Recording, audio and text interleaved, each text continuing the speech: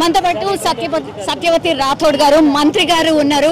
Ma'am, first నా question ఏంటంటే, మంత్రి పదవిలో ఉన్నారు, సో నెక్స్ట్ మంత్రి పదవి కూడా మీకే ఉండబోతోందా?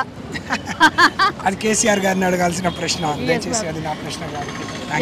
మ్యామ్, ఎందుకని కేసీఆర్ గారు 2 నియోజకవర్గాల నుంచి పోటీ చేస్తున్నారు? ఇప్పుడు బిగ్ బ్రేకింగ్ అదే అన్నమాట, కామారెడ్డి అండ్ గజ్వేల్. ఎందుకని? What is the reason? అంటే అక్కడ ప్రజలు కోరుతున్నారు.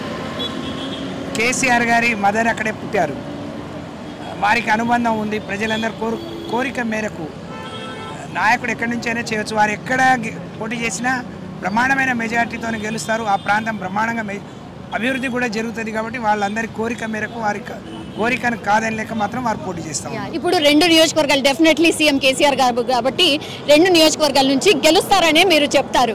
సో ఏ నియోజకవర్గాన్ని వదులుకుంటారు, ఏ నియోజకవర్గాన్ని ఉంచుకుంటారు? ప్రజలు నేను అనుకుంటాను, మరి కేసీఆర్ గారి ఆలోచన నేను చెప్పడం బాగుండదు అనేది నా అభిప్రాయం. ఇప్పుడు 115 సీట్లు మొత్తంగా అనౌన్స్ చేస్తారని మీరు ఎక్స్పెక్ట్ చేశారా? లేదు, అది చాలా మందికి తెలియదు. అంటే వారు ఏది అనుకుంటే అది చేస్తారు. బయట ఎవరు ఎన్ని ఊహాగానాలు చేసినా పార్టీకి మేలు, ప్రజలకు మేలు జరిగే పని మాత్రమే చేస్తారు. ఎవరిని కన్ఫ్యూజ్ పెట్టొద్దు, రోజు జరిగే ఇరిటేషన్స్కి తావియొద్దు అని చెప్పి వారు నిర్ణయం తీసుకొని ఉంటారు.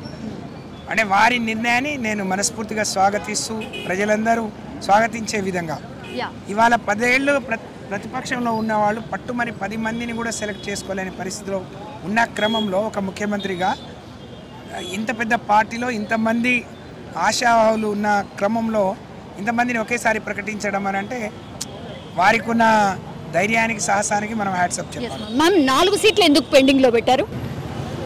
అది వారే చెప్పారు.